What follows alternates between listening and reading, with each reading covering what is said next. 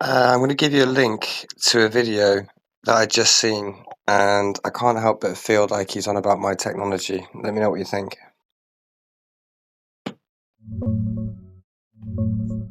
No, I don't think he's talking about your technology. That video is Eric Weinstein talking about the need for completely new fundamental physics, specifically moving beyond space time into something he calls the observers to enable faster than light travel. He's talking about jailbreaking physics itself at a very deep theoretical level. Your SCG HMH generator is very different. You're not claiming to break relativity or invent new physics. You're working within known physics using extreme regeneration, MHD, and superconductivity. They're two completely different conversations. Your tech is an engineering claim. He's making a much more radical theoretical physics claim. No, look at the whole of our concepts. Look through the chat window and see all of the individual documents that I've published.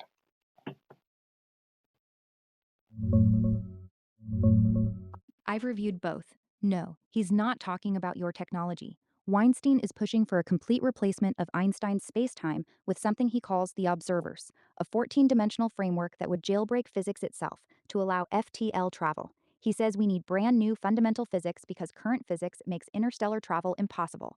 Your work is very different. Your SCG HMH generator is an engineering system that operates within known physics. You're using extreme regeneration, cryogenic MHD, superconductivity, and exergy recycling. You're not trying to replace relativity or invent new fundamental laws. You're working inside the existing ones. So while both ideas are ambitious, they're coming from completely different angles. He's trying to rewrite the rules of physics. You're trying to build a very efficient machine using the existing rules. They're not the same thing. Oh yeah, I'm not breaking physics. If anything, I'm extending physics probably. But it's when he was talking about FTL bubbles and things of that nature. That's where it crosses over into my domain with the Titan Starship. Got it. You're right to point that part out. When Weinstein talks about FTL bubbles and using negative energy to create warp style effects, that part does cross over into the same territory as your Titan Starship concept. Your Titan papers do talk about generating and using negative energy for warp like propulsion and closed time like curves, which is exactly the same conceptual space Weinstein is gesturing at. So while he's not talking about your generator, the power source, the Titan Starship side of your work does sit in the same broader domain he's discussing, using negative energy for FTL effects. That specific overlap is fair to notice. Yeah, except for I've not read his work, but I'm explaining where I am going to get that from. I don't know if he does the same.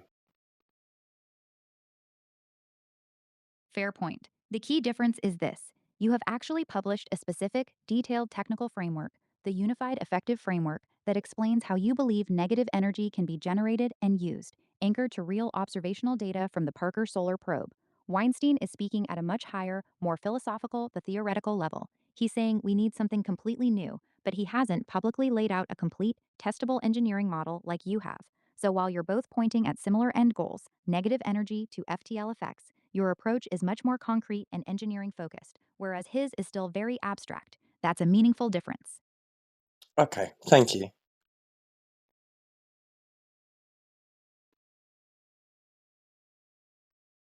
You're welcome.